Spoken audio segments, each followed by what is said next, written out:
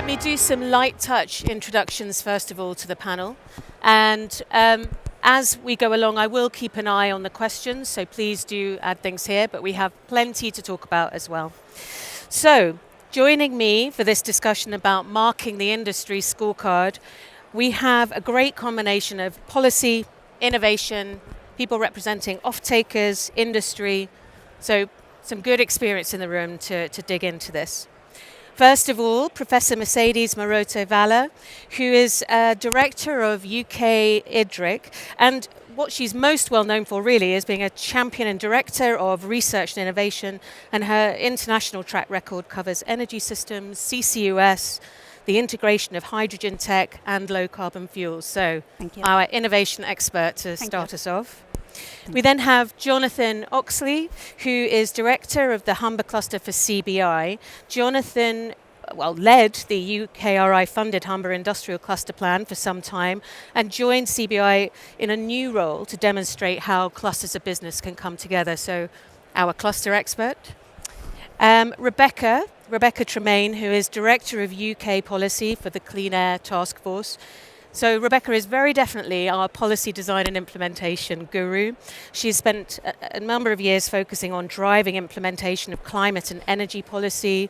She's been involved in setting the UK COP26 strategy, and we will be calling on her for all things policy. And last but definitely not least, Rob van Riet, who is head of the First Movers Coalition at the World Economic Forum. So this is, I think, a very interesting balance to the other experience that we have on the panel. He leads a global coalition of companies who are leveraging purchasing power to decarbonize industry. So this is very much the off-taker group for the green materials that we're all here to talk about how we're going to create. So thank you very much, panel. Let us kick off. So the first question, the purpose of this panel is to look at our scorecard, and the actual title nominated the industrial scorecard and how we're performing against a UK plan and expectations. So I'm going to start with Mercedes, if I may. If we have a think about the big pillars that were laid out for that original UK decarbonisation plan, energy efficiency, expansion of renewable energy, carbon pricing, incentives, supply chain initiatives. I'm interested to know from you, and obviously from others, where are we seeing the wins that we wanted, and where are we not yet seeing that kind of momentum that you would have expected 3 years in? Perhaps you could kick us off. Yes, thank you very much. I hope you can hear me. Yes, I can see notes, perfect. Thank you very much. I think it's in terms, if I can just to answer the question, frame a little bit more in the context of what we do at the Industrial Decarbonisation Research and Innovation Centre, IDRIC. We are looking at all those different areas that you have mentioned, but particularly looking at this from what we call a whole systems approach. And really we need to understand that if we progress renewables or if we want to progress hydrogen, we're going to need to have the electricity to come. So I think it's a little bit thinking we can give a scorecards in terms of where we are on the different technologies, but it's putting them all together what we need. We've been developing technologies on separate tracks. Sorry, I couldn't hear her. Thank you. Can you hear me now? Yes. Perfect. Good. Thank you. So going back to what I was saying is that to your question, we have a number of technologies that have to be developed. We have a number of projects, deployment projects that are being developed in the clusters, and maybe Jonathan is going to cover more on that. But from a point of view of research and innovation, what we have achieved over the last 3 years with IDRIC is to bring the community together. We have kicked off 100 research projects, and these are projects that are informed by industry, and the outputs inform industry going forward. But again, I think what is important is to look at all these together as an approach of technologies alone are going to do it only if they're integrated to provide the solution. And I think we'll talk probably later on about the business models and regulatory frameworks that are as important as the technology itself. But again, going back to an example before I pass it to my fellow panelists, even if we are thinking about producing hydrogen where we still have a long way to go, going back to the scorecard, we are only going to be able to get that green hydrogen if we have electricity coming to these electrolyzers, and if we have a network that brings that electricity from, let's say, offshore, in the case of Scotland, wind offshore. I'm going to stop here because I'm sure we'll be picking up in a few other points. No, that's a great starting point. But let's go to Jonathan. Thanks, Alex. First thing to say is I don't just work in and around the Humber cluster. I actually support all of the clusters and a number of different net zero activities at the CBI across the whole of the UK. I think in terms of marking our report scorecard, I think where we are is we've made some really good progress. We've got projects forming with track 1, the projects announced under track 1, and now with track 2 as well. We've got the basis of a really good decarbonisation prospect for UK industry. There's a lot more to do, however. And I think one of the curveballs that's come along, of course, is the Inflation Reduction Act in the USA.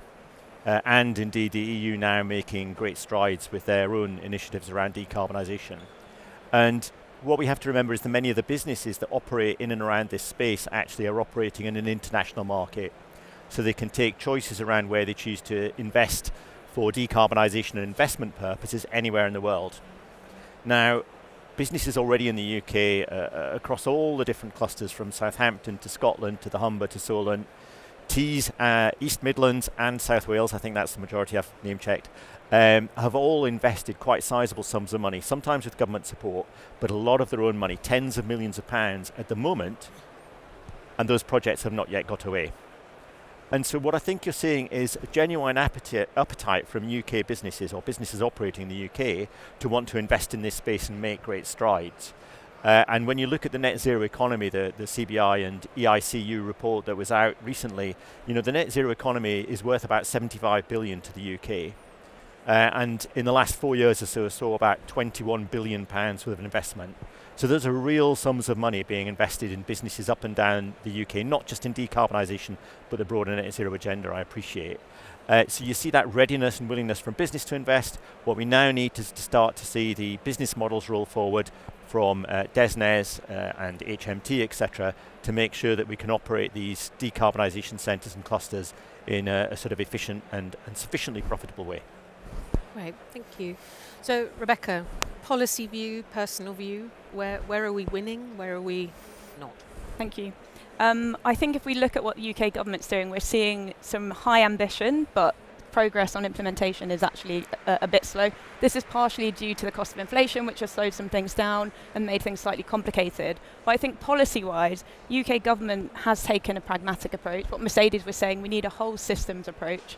And we need to look at a lot of different options, which the UK government is trying to do.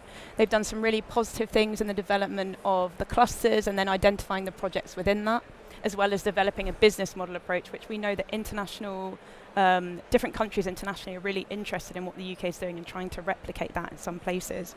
I think we've also seen 20 billion from the government, but we do know, as Jonathan said, government funding for these projects is going to be limited, so we need to start thinking of enduring policy drivers that are going to basically incentivise this industry to continue when government funding runs out. So as I said, the carbon price signal is really not going to go far enough, so we think that we need to develop the markets for low carbon products and services in which the pricing actually represents the cost of decarbonisation. So I think really that's somewhere that UK policy needs to go further, but we have seen some good progress up till now. I mean, Rob, I'll come to you in just a moment, but I think that point about the market for these products is absolutely right. We hear from members all the time that, to Jonathan's point, they will put some of their own money in. They will make these steps forward, but all the incentives in the world, bluntly, are not going to do anything if there aren't people on the other side willing to make that first bet, to make those early market commitments. And very neat. Oh, go on, Jonathan. I was going to say the other thing is businesses don't really want to operate in a world where their profitability is underpinned only by subsidy. Yeah. So they want to get to a position where they can operate in a meaningful way and actually usually get off subsidies as quickly as they can. Yeah. And that's reliant upon getting the carbon price to a position where it's a real true value for carbon. Yeah. Well, as if we planned it, we then come to Rob van Riet to tell us about some of the commitments that are being made and also hopefully to answer this initial question of where are we winning, where do we need more progress? Yeah, thanks. I'm taking copious notes, as you can see, because this is also very interesting. But indeed, the market has to be developed for these near zero emission or net zero products. I think, I'll take not necessarily a UK view, but rather a global view. Industry decarbonization is now more than ever before on the map. I was just saying to Rebecca in the green room, several COPs ago, when these sectors, well, not all of the sectors, but certainly the heavy emitting sectors were still referred to as hard to abate industries. The reason they were called hard to abate was because there was a general sense of, this is too hard to do now, we'll get to that later. Luckily, the later has arrived, and we're seeing sort of first steps being taken, first risks being taken by companies and governments to actually get some of those projects off the ground. If I think about where we are now 3 years on, it's really the scale that we need to drive. Many of the technologies to decarbonize these sectors are there, just the green premium is generally prohibitive. So it's all about scale, it's all about collaboration within value chains, but also across sectors. And absolutely, Jonathan, your point about businesses don't want to be dependent on subsidies. This is what we see in the First Movers Coalition, where we have 100 companies that have committed to buy a specific percentage of their purchasing volume of sustainable aviation fuel, near zero emission steel, near zero emission aluminum, etc. They will only do that, and those projects will only get off the ground if the economic case is there. And if there are sufficient returns for traditional investors. So that's where we need to move to. When you think about the companies, organisations that you're working with who've made those off-take commitments or are in the process of setting them, why are they moving first? Because I still find it kind of interesting that there aren't more, bluntly, more kind of companies setting up to that. So what is it that makes your group want to do that or able to do that? Well, it's actually interesting that you use the word commitment and offtake sort of as synonyms. Of course, in reality, they're not. As somebody told me a couple of weeks ago, a commitment is not bankable. Very true. What our companies are trying to do is to turn that commitment, so again, that commitment to by 2030 have 10% of their steel purchases be at near zero emission steel. So these are big steel, not companies, these are big steel buyers that make that commitment. Getting that commitment translated into offtake is the tricky part. However, that's exactly where the game is going to be won. Why do they do it? I think for different reasons. Some of these companies, pride themselves on being sort of at the forefront of building the net zero economy. There's clearly a reputational benefit that comes with it. But if from most of the conversations I'm having with them, what's very clear is that they recognize that this economy is going to be here and is already growing. They want to have a competitive advantage in that new economy. They want to know where to procure from. They want to know where their supply chains are going to be set up, who will be offering the near zero emission products that they need to build their own products in their supply chains. So I think it's sort of what works for the business, what also works for the planet, generally seems to be the driver for their commitment. Just a small addition to that, and then I'll move on to the next question. I heard from sort of 2 or 3 of our members who their green material product line is actually going to market via a different route because they're actually finding their value chain, the traditional way that product go to market, is not actually supporting it, and it often becomes more of a barrier because everyone along that value chain is kind of used to the way they work. So some of them are actually kind of taking a more direct to end buyer route in order to get those early commitments and interest. So back to all panel. And actually this is something that came up in the prep call with Rebecca. There has been a lot of focus in the last couple of years really from a number of countries on reshoring supply chain, reshoring the assets that they need. Does this mean we need to change that original UK strategy, or if so, how? Or do we adapt, or is it already built in somehow? And actually, Rebecca, I'll bring it to you first because it was your suggestion for a talking point. Yeah, thank you. I think this is a really interesting topic. So we've seen this trend internationally towards industrial despecialization. So countries reacting to the COVID pandemic, to the rising cost of inflation, and attempting essentially to compete in every stage of technology value chains. So they're looking at ways that they can basically bring the whole sector into their own country. and rather than just focusing on those areas where they have comparative advantage. So as Jonathan mentioned, we've seen this wave of new industrial policies across different regions. We've had the Inflation Reduction Act in the US, we've also had the Net Zero Industry Act in the EU, and each of these have tried to do what I was just talking about, competing in the different parts of the value chain. I think the UK, we responded in a way that wasn't quite as ambitious, but probably relative to our economy, a bit more realistic. We gave additional funding of 4.5 billion, I think in the autumn statement, which was to attract investment to strategic manufacturing sectors. So I think from my perspective, the UK is not going to be able to compete at the same level as the Inflation Reduction Act. We do not have that type of money in the public sector. So I think the UK is going to have to continue in the way that it has and focus in these areas of comparative advantage. I think if you take carbon capture and storage, for an example, we have a real economic advantage here. We've got huge amounts of storage in the North Sea. And so this is an area where the UK could really try and take the economic advantage there and where it has this comparative advantage. Jonathan? I think it's really interesting when we talk about deindustrialisation of the UK. And if you look at our climate emissions from 1980 up to about 2020, we've approximately halved our greenhouse gas emissions over that period, over that 40-year period. Now, with the greatest of respect to Chris Skidmore, he will use phraseology that says, and we've grown our economy.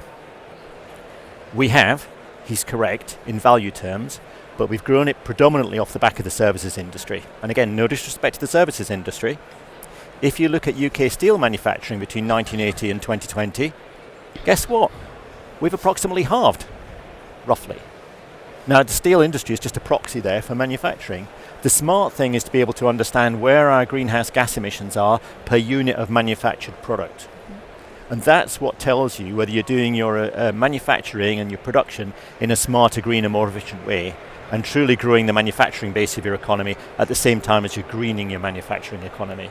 And so policies that help you potentially think about how you can do that, the tapestry of carbon capture or hydrogen or mass electrification, more electrification, really, really important if you want to then talk about how you might actually reshore manufacturing into areas, be it an industrial cluster or otherwise, and then you couple that with things like the free port legislation in the UK or green port legislation in Scotland, which will allow you potentially to think about how you manage the taxation and carbon pricing issues in particular zones of the UK or manufacturing around the UK.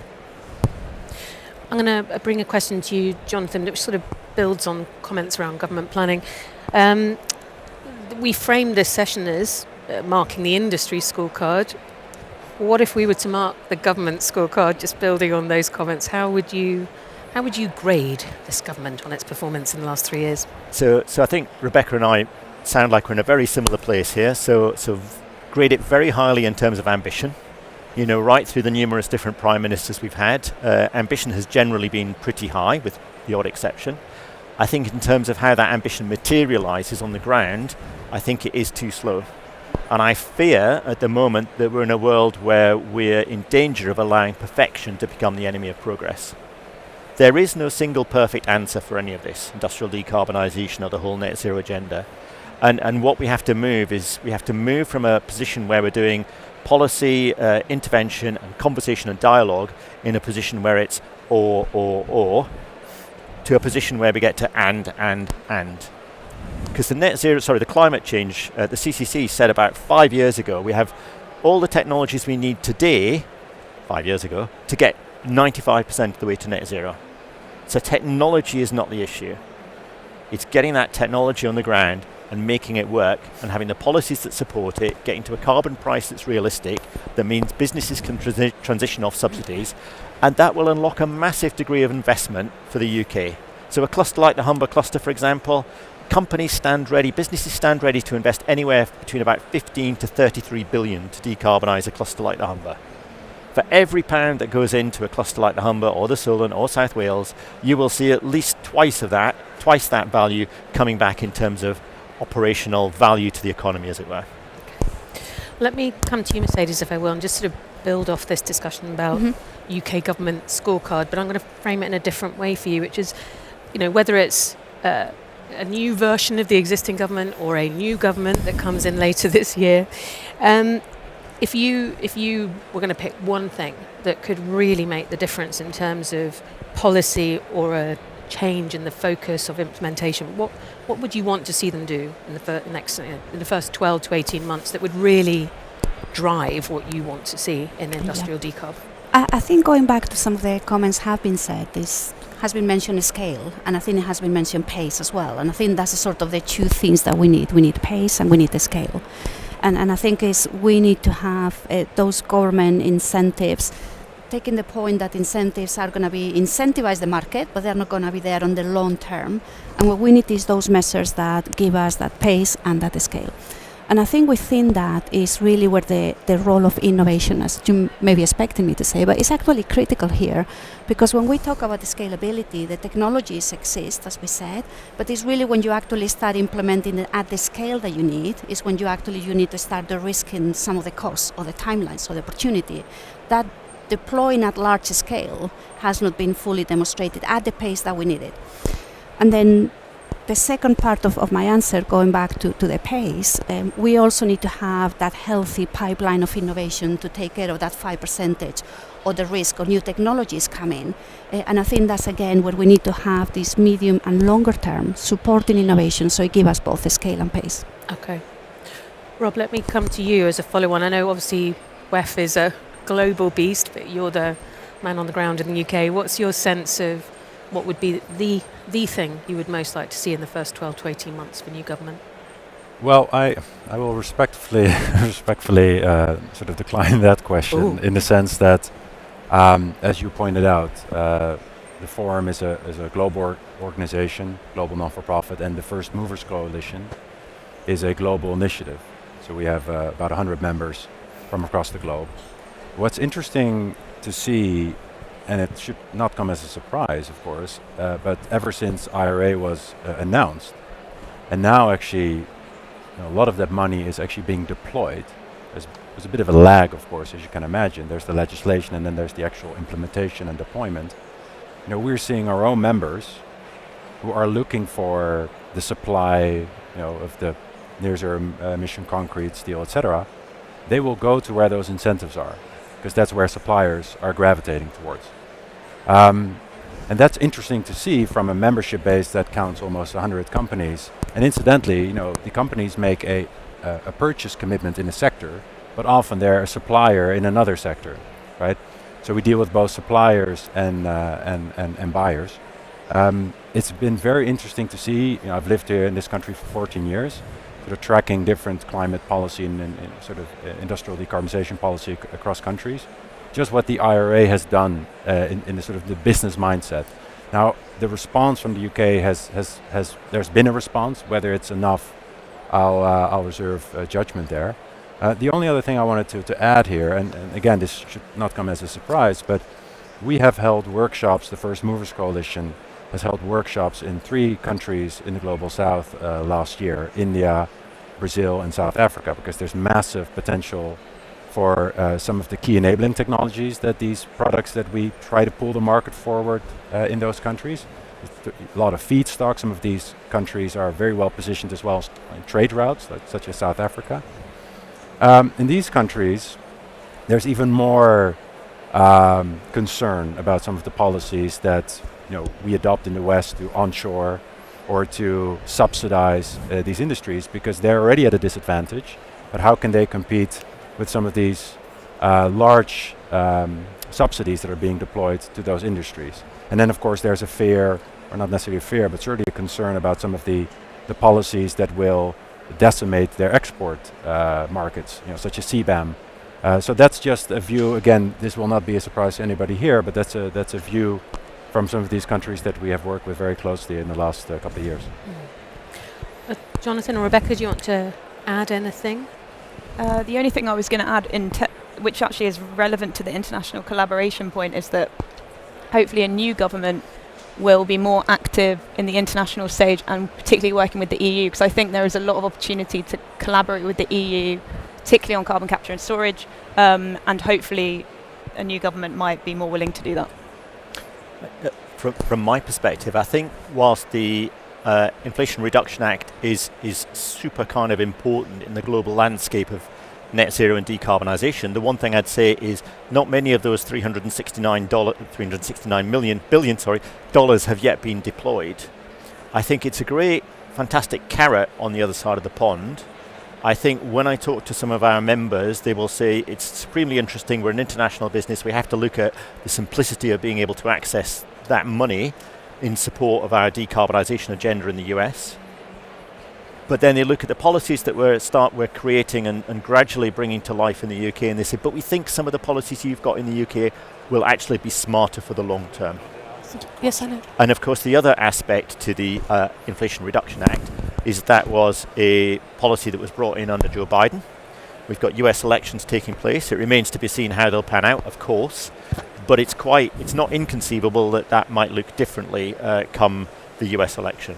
And the final thing, just before Rob picks up on that, I just wanted to pick up on Rob's point around, the kind of whole international dimension to this.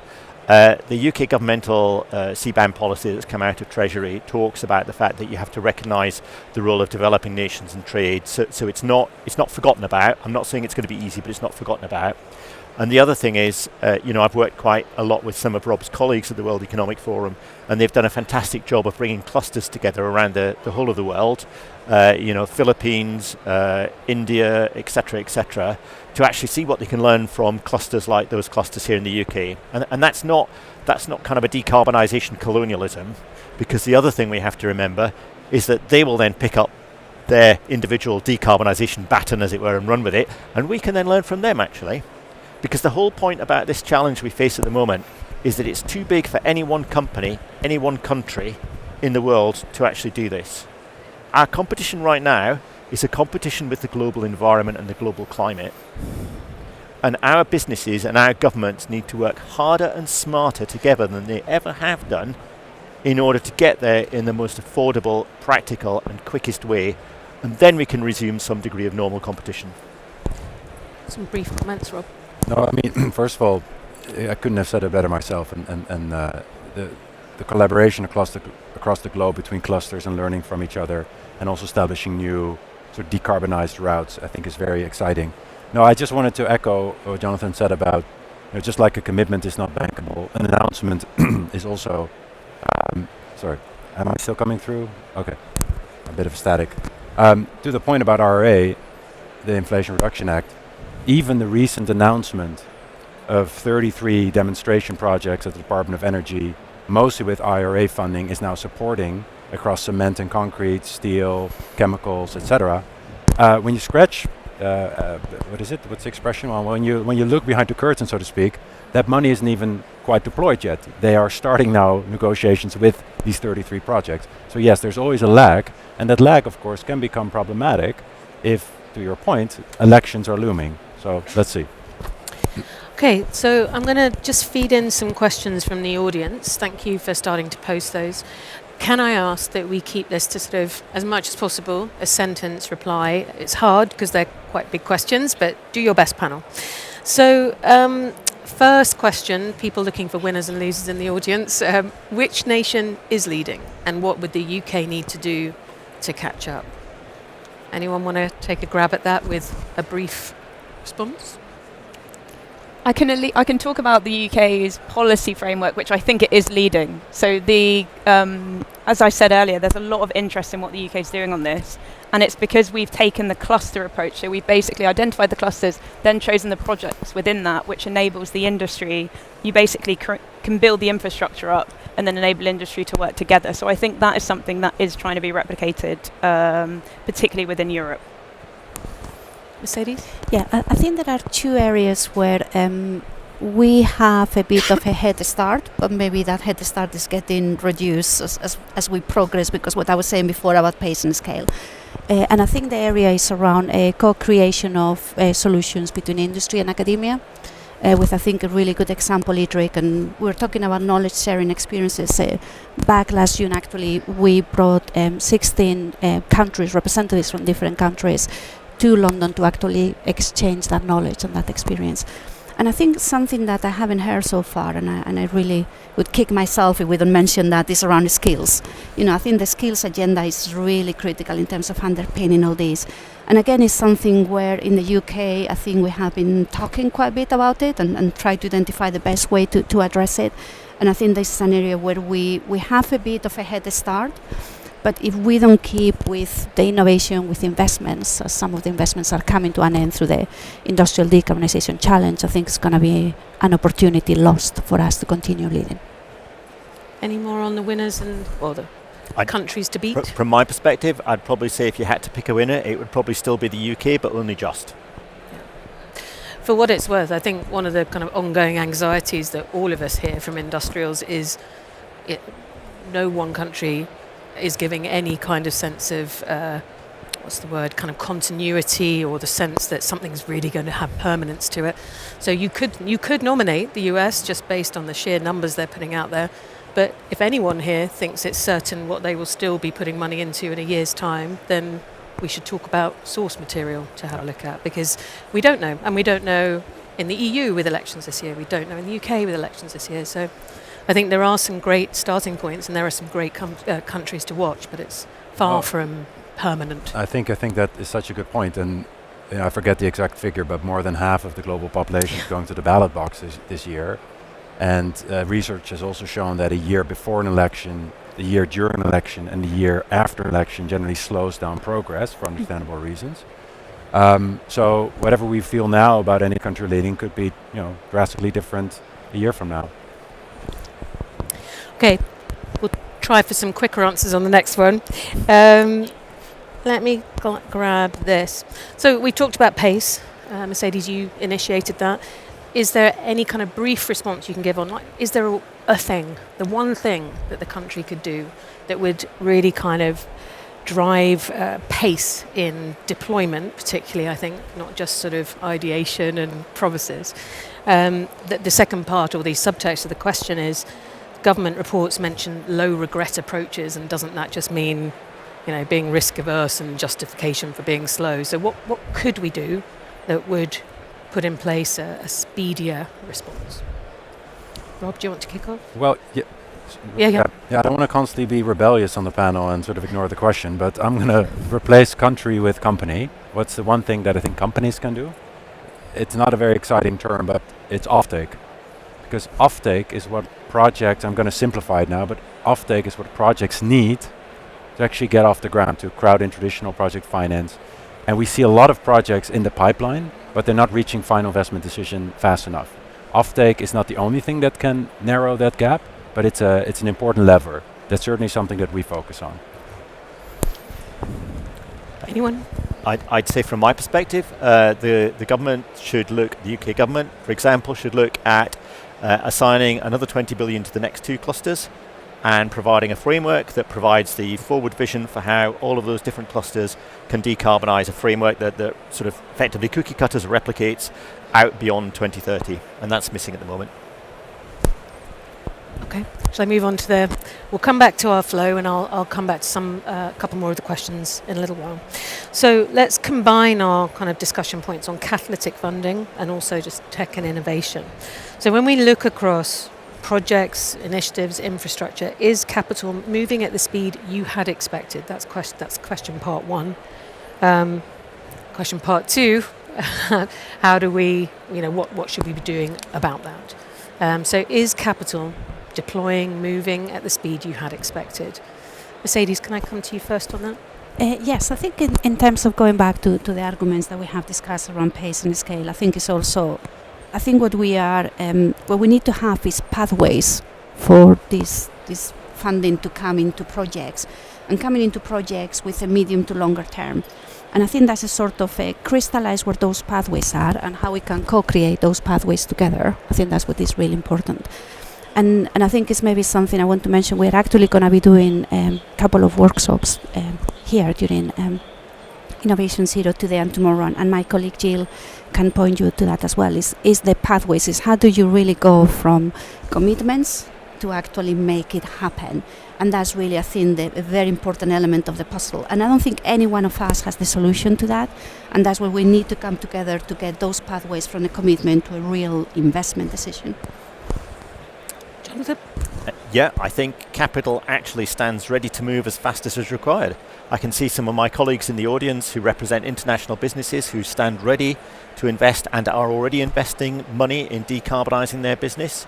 I also have occasional speculative calls from investors saying, I've got 1 to 2 billion to invest in the Humber, where could I possibly invest it? There's a huge ambition, a latent ambition for capital to invest in what they see as a future net zero decarbonised world. And all we need to do to unlock that is to get the right policies and certainty and a degree of, not certainty, at least consistent future outlined in order to unlock that. Rebecca? Yeah, maybe I can pick up on that point about what the policy needs to look like in order to make that capital flow a bit more. And I think, as Jonathan said, we've got clarity on what's happening with track 1.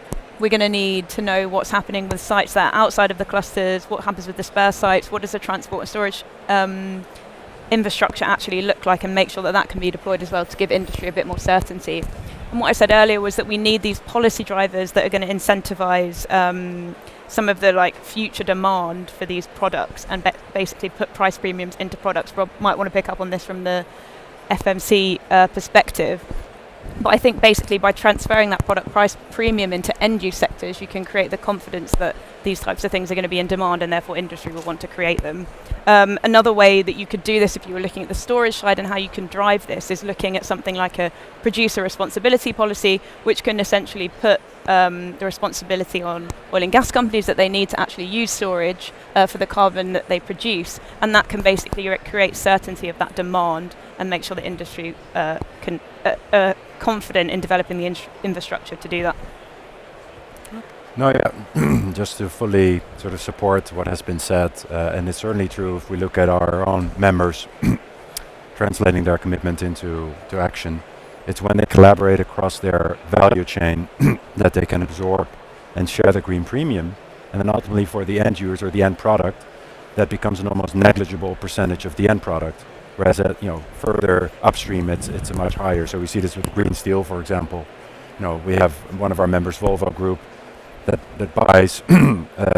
Sorry, there's something with my tech, but I'll wrap up this point briefly.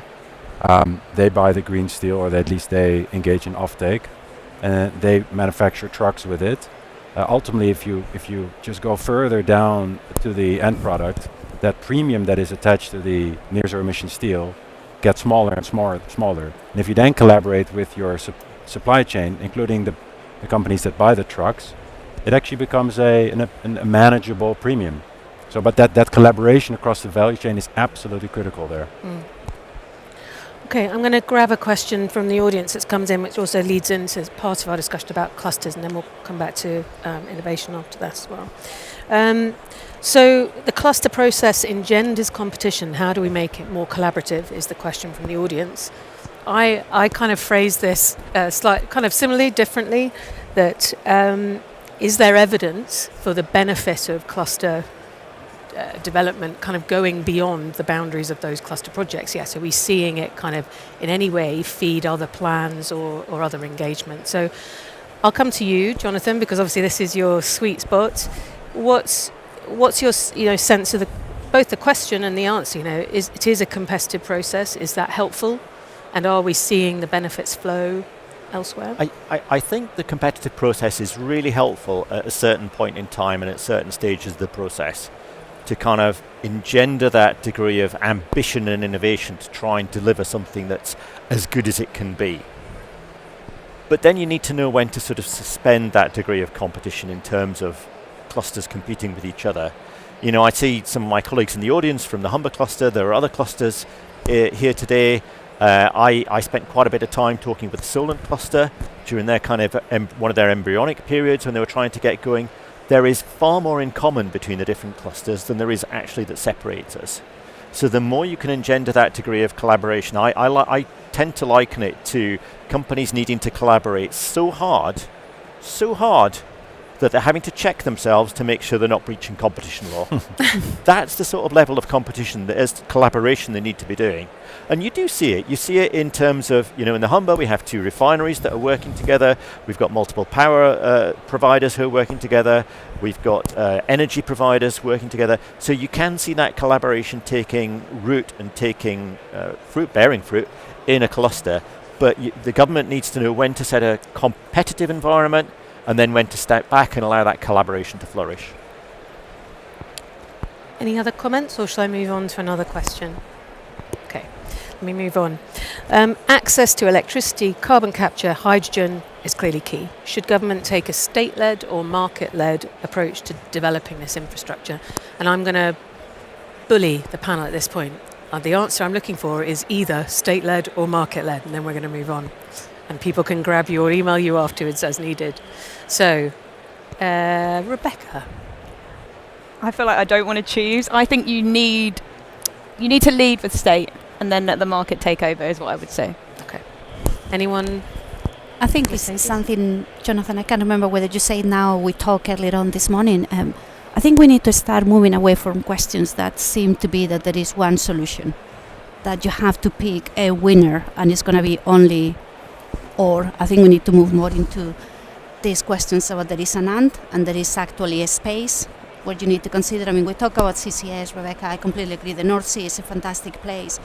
But if you are operating a steel mill down in South Wales, unless you are able to ship it, or you are able to transport it, that's not really going to help you. So I think we need to get into this place-based innovation. We need to take more that is going to be an or, and it's going to be an or for a number, and going forward as well. So we need to start with options now, but it's an and rather than or. So let's move more into ands rather than or questions. Okay. So I'd say state-led, market-delivered, but co-created. That's the important thing. Hear, hear. Whoa. Well done, panel. That was our most succinct answer yet. How do you see geothermal energy contributing to the UK's decarb strategy, and what could happen to increase that contribution? Mercedes, do you want to have a go? So, I mean, I think in the case of some of the industrial clusters we work with, I think geothermal, like it happens with CO2 storage, either the geology is going to give you the option to use it, or you are not going to have it. So I think it's going to be one of those technologies that is going to be very, very site-specific. And in the places where you have it, then yes, you should actually do most of it. But let's not overgeneralize technologies that are predicated on a very specific type of geology and physical resources that you need to have at your doorstep. Okay. Any other? I can come in on this so just from the perspective of the UK taking an approach of optionality, so looking at what the different options are, trying to pursue a range of different things and diversify the energy sources. I think geothermal has a role to play, but as Mercedes said, in areas where it actually makes sense to use it. Okay. Well, we have about 2 minutes to wrap up. So I'm actually going to ask the audience a question, and I'll come to the panel, which is not only based on what you've heard, but I hope somewhat based on what you've heard. Is optimism strong or not strong for our ability to deliver this kind of large-scale decarbonisation in the timeline, or at least an appropriate timeline? So confidence strong, people, and then confidence not strong. So who's for confidence strong that we could deliver this in an appropriate time frame? Oh, come on. Okay. Oh, sorry, I didn't. Confidence not strong, people heading to the pub directly after this session because they're sad. Okay. A few of you I know are not answering at all. Anyway, panel, a kind of a version of that question, and then we need to close, which is clearly you're on here because you have confidence to, in what we're trying to achieve. Again, just your closing thought on what is the most important thing that's going to really get us to where we need to get. You've mentioned a number of things, from money to collaboration to all sorts of things. What's the most important support that could get us where we need to go? Mercedes, I'm going to start with you. Yeah, so I think in terms, if I can go to the question, because I've been asked that question before about, are you optimistic about what is going to happen next? And And my answer, you may have heard me saying this, is I'm a realistic optimist. And that doesn't come from a point of ingenuity or being naive about what it may happen. It's about we can do it. It's just we need to pick up that pace and scale, but we can do it. And to pick that pace and scale, what we need to do is go back to this co-creation of pathways and solutions and working together. And I think that's going to be key, and the role of innovation in that. Jonathan? First thing to do is set up something like an Office for Net Zero Delivery across government. It becomes the delivery equivalent of the Climate Change Committee, which makes sure things happen in real terms across the lifetime of multiple different parliaments. For me, it's creating this policy strategy that goes beyond short-lived subsidies. Yeah, I'm optimistic. I guess when you lead an initiative like the First Movers Coalition, you have to be optimistic. I'll tell you why I'm optimistic, though, and I think I can sort of underpin it. 2 years ago, FMC, First Movers Coalition, was launched as a demand-side focused initiative. If we can get members to say, we'll buy it if you make it, even at a premium, we thought that would send a very strong demand signal. We have now 100 members, but the most encouraging data point for me is that across those members, they've engaged now in more than 100 instances of offtake. So these are companies that are actually contracting for these products, they're investing, they're collaborating in partnerships, in collaborative procurement, talk about anti-competition law, by the way, but so that is what makes me hopeful, that there's evidence that they're moving from commitment to action. Wonderful. Well, thank you to all of the panelists. I think we were very lucky to have the combination of experience that we see here. I want to thank you for the time you put into prep calls and putting up with my emails, and for the delivery as well. Thank you, Alex. Thank you. Thank you.